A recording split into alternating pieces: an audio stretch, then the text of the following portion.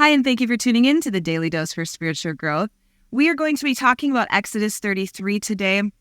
This chapter actually covers a couple of different things, but I want to talk about a section that is referred to as the tent of meeting, and it's self-explanatory, so let me read it with you. It's in verses 7 through 11. It says, "Now Moses used to take a tent, a literal tent, and pitch it outside the camp some distance away." The camp is referring to just where the people were residing.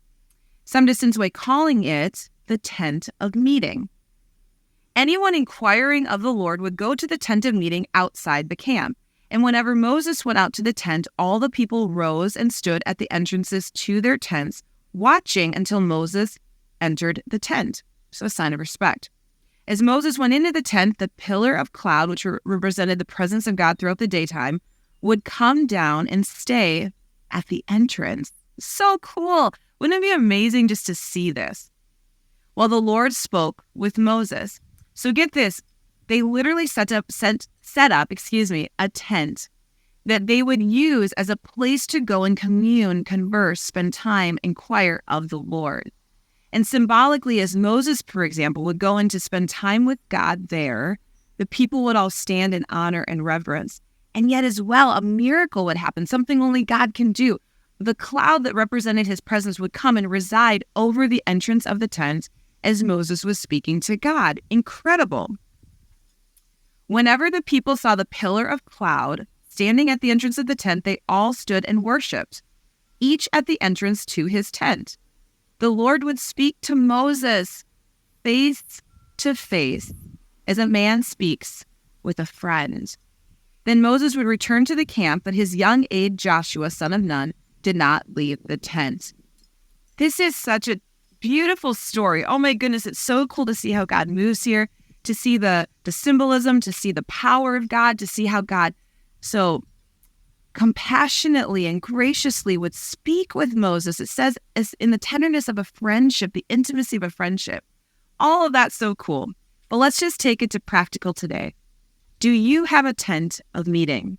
Now, I am not suggesting or endorsing that you actually have a tent that you set up outside your house. And when you want to talk to God, you go out there and climb in. Although if that works for you, go right ahead. But I mean a symbolic place. Do you have a place you go to talk with God? Now, we know you can talk to God anywhere. And I hope you do. We don't want to make our relationship, our conversation with the Lord, religious, legalistic. We don't want to make it something that we have to follow certain standards and rules, and we have to make, praise God, Jesus came, set us free from that. We can have a one-on-one. It says we can boldly go into the throne of grace in the New Testament. And so you can talk to God on the drive to work. You can talk to God standing at the sink. You can talk to God in the school bus students. You can talk to God anywhere, everywhere, always. I do think we can learn something from this as well. There's something powerful when we set aside a space and a place to talk to God. Back in the day when I was younger, they would call this your prayer closet. It was that place that you would go during your time with the Lord that distractions were eliminated. It was a focused place. Maybe you had music or silence. Maybe you had comfortable elements. Maybe it was outdoors. You liked nature. But it was a place that you knew and others in your household knew, when I'm in this place, I'm spending time with God. I'm expecting God to speak.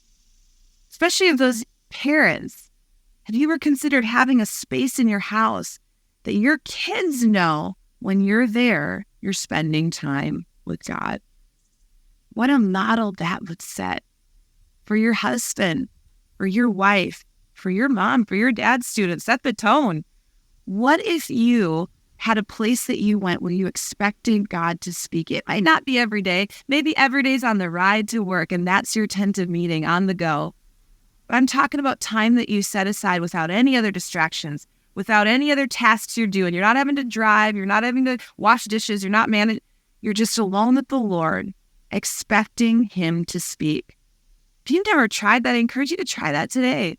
If you do enjoy that, I encourage you to share that with someone today to inspire them to do the same. Hey, let's go to the Lord today. If it's in a tent, if it's in a prayer closet, if it's on the road, and let's spend time talking face to face with God and listening to what he might say. I want to thank you so much for tuning in today, and I hope to see you again tomorrow for another daily dose for spiritual growth.